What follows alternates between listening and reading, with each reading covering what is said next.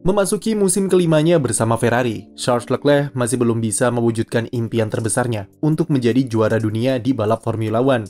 Bahkan alih-alih berbicara soal gelar juara, untuk bersaing di papan atas secara konsisten saja, ia masih belum bisa karena Ferrari yang problematik dengan mobilnya. Hal ini tentu menimbulkan berbagai pertanyaan mengenai betah atau tidaknya Leclerc di Ferrari. Kita tahu jika pembalap asal Monaco ini punya ambisi setinggi langit dan merupakan salah satu pembalap dengan skill papan atas dalam generasinya bersama Max Verstappen, George Russell, dan Lando Norris.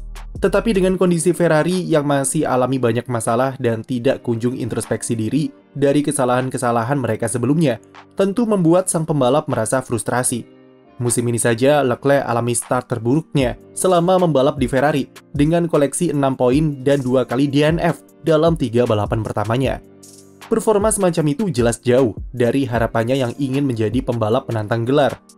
Kontrak Leclerc bersama Ferrari akan berakhir pada musim 2024 mendatang, setelah ia menjalani tahun pertama yang impresif dengan mengalahkan Sebastian Vettel dan meraih 2 kemenangan pada debutnya bersama Ferrari pada 2019.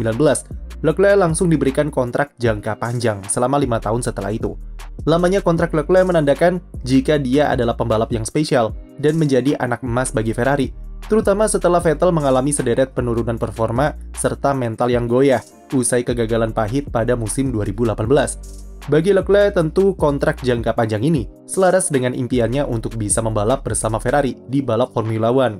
Apalagi Leclerc dan Ferrari adalah pasangan kombinasi yang tepat karena keduanya memiliki identitas yang sama, mengingat ia sudah menjadi bagian dari Akademi Ferrari sejak kelas junior.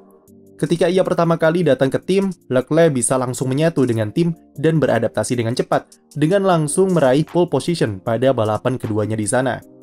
Tetapi kontrak 5 tahun tersebut juga bisa diartikan kalau dia harus menerima semua permasalahan dan ketidakmampuan Ferrari dalam belajar dari kesalahan, yang kemudian membuatnya frustrasi sampai sekarang.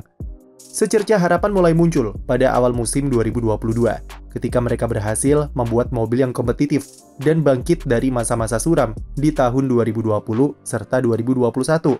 Tetapi penyakit Ferrari mulai kambuh di pertengahan musim, sampai kemudian pada akhir musim 2022 muncullah rumor dan desas-desus mengenai masa depan Leclerc di Ferrari. Hal itu ditambah dengan tim yang seolah-olah tidak memprioritaskan Leclerc ketika balapan, seperti dengan apa yang terjadi di strategi GP Inggris dan penolakan tim order di GP Brazil musim lalu. Ferrari dinilai tidak bisa memberikan garansi jika mereka bisa mewujudkan impian terbesar pembalap anak emasnya tersebut, mengingat usia Leclerc saat ini menginjak 25 tahun dan akan menjadi 27 tahun ketika kontraknya habis di Ferrari nanti.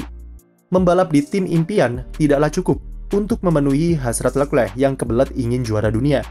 Prestasi yang diraih oleh Max Verstappen yang seusia dengannya tentu semakin membuat Leclerc frustrasi dan panas dengan nasibnya di Ferrari.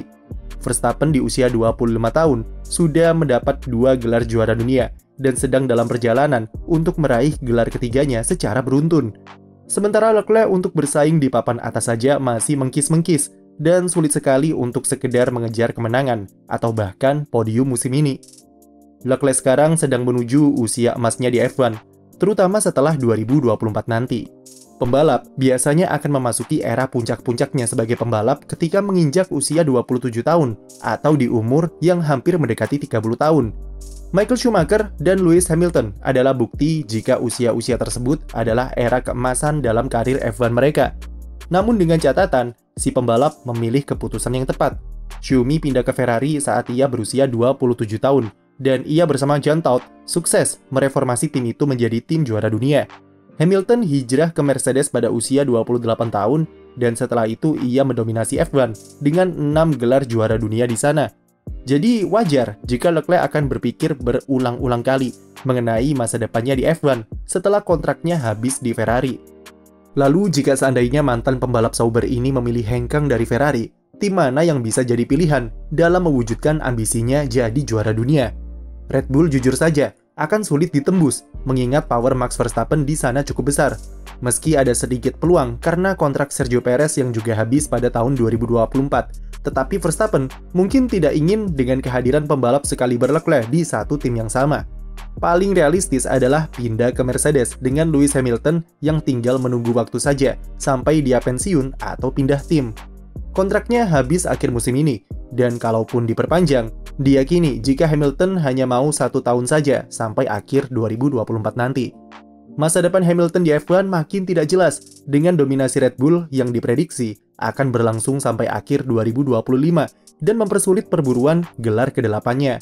Pembalap Inggris ini disebut-sebut sedang mempertimbangkan untuk hijrah ke tim lain untuk mencoba hal yang baru, dan Ferrari masuk ke dalam bursa tim baru Hamilton. Walau masih sebatas gosip, tapi ada peluang jika Hamilton dan Leclerc akan saling bertukar tim pada 2024 nanti.